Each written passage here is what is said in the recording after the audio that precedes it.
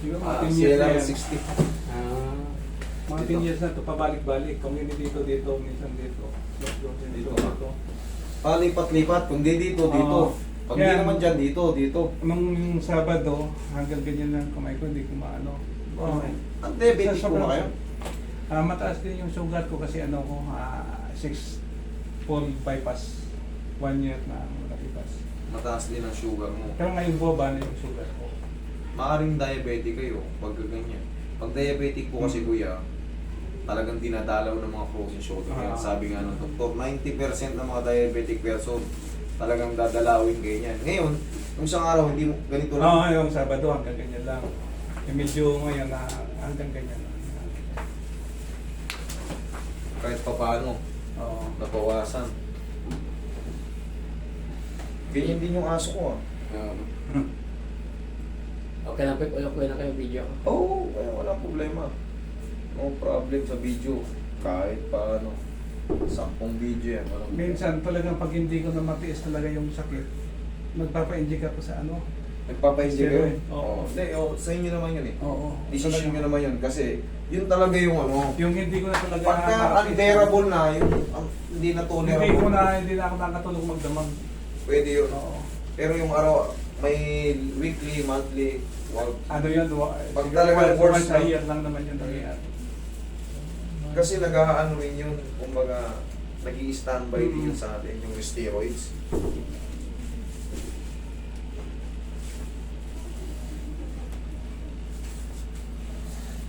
Kulang lang sa ano yan, pectus carotis yan. Mamaya angat na yan, kulang lang sa pectus carotis yan. Pero ganun ba tandaan lang nyo, pagka kayo ay diabetic, pagka kayo ay diabetic, sabayan nyo na rin ang mga walking Ay, yung ano. ganyan. Kasi para yung blood circulation natin, hindi nyo na kailangan magtatakbo. No need na. Walking lang, malaking bagay na yun. Everyday. Pagkagising sa umaga o sa hapon, basta walking lang kayo. Papawis. Pag pinawisan, inom ng tubig, palit ng damit. Yun lang. Na-bypass na rin po si Sir pala. Kaya delikado na rin itong tabig-tabigin ng mga ano. Yung malakas. Eh, okay lang yun eh, frozen eh. Oo. Pero mamaya, yari na yan. May iwan yan dito kaya. May iwan na yung sakit na yan dito. 30 seconds na naman yan. Okay. Ayan na, okay na. Hindi ko na kayo padadapain at dadayain ko na sa ganito yan. Kasi, hindi na natapanan. Bigay lang. Okay, mamasahin ko lang ang belt. Bago-bago pa yung bypass yun yan. Ano pa lang yun. 1 year na ngayong ano, Oo, nung March. bago pa yun. March, Delikado yan sa ano. Kaya huwag kayong magtatatakbo-takbo rin. Walking lang, okay na yan. Kasi pag naaalog-alog yan, maring ma-stretch sila sa loob. Mga stress. Ano yan, siguro more than 10 years na yung pabalik-balik. Yung prosen ano. Grabe, no? Sumpa na yun eh. Sa mga taon. Ulit lang. Minsan talagang, sabi niya, ganito lang daw eh. Konting angat lang. Akala yung nag-ano lang. Hindi dito masakit to, sobrang sakit pa.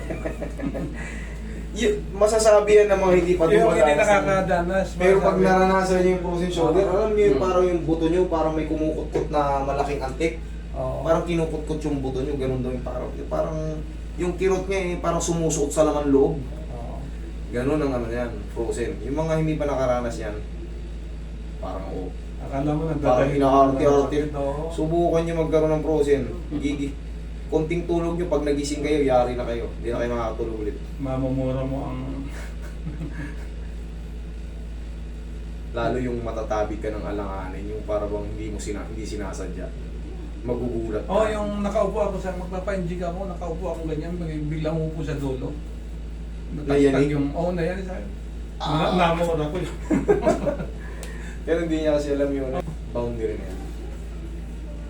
Maangat ka na yan. May pain pa pero ilang days mag-subside na yan. Kailangan lang naman kasi yan makapasok ng maayos yung head humerus sa glenoid.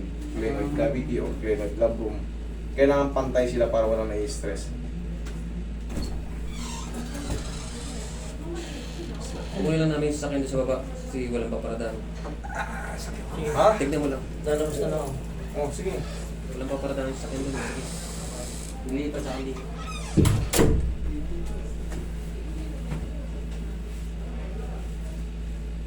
Ayun na, iangat na natin, sir. Galing na yan, kuya. Angat na yan. Bigay mo lang. Yes. Hindi ko lang pwede itong patapay. Gusto kong patapay. Kaso may ano siya. Pagubag pa dito na lang natin dayain. Diyan ka lang, sir, ha? Ayan. Kaya. Relax lang. Kulang. Kaya man dukutin eh. Ayan na nga. Huwag mo na natapalan. Isa pa. Bigay lang, bigay. Relax lang. Yan. Kaya ako nga ito, tagilid eh. Pakabila. Pakabila. Ayan, o. Angat. Di ba? Meron pa. Meron pa. Sige, upo, ah.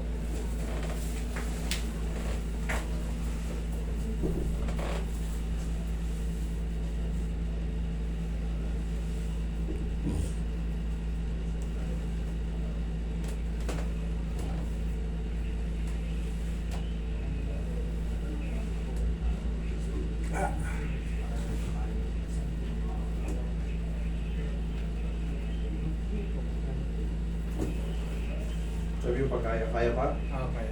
Kaya? Kaya? Kaya? Kaya? Kaya?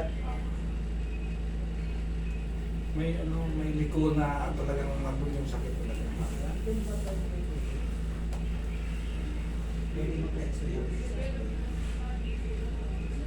Okay na yun, kaysa kayo ganyan ganito lang. Ayan. Taas na kaya. Ngayon, ira-round-round mo na yan day by day.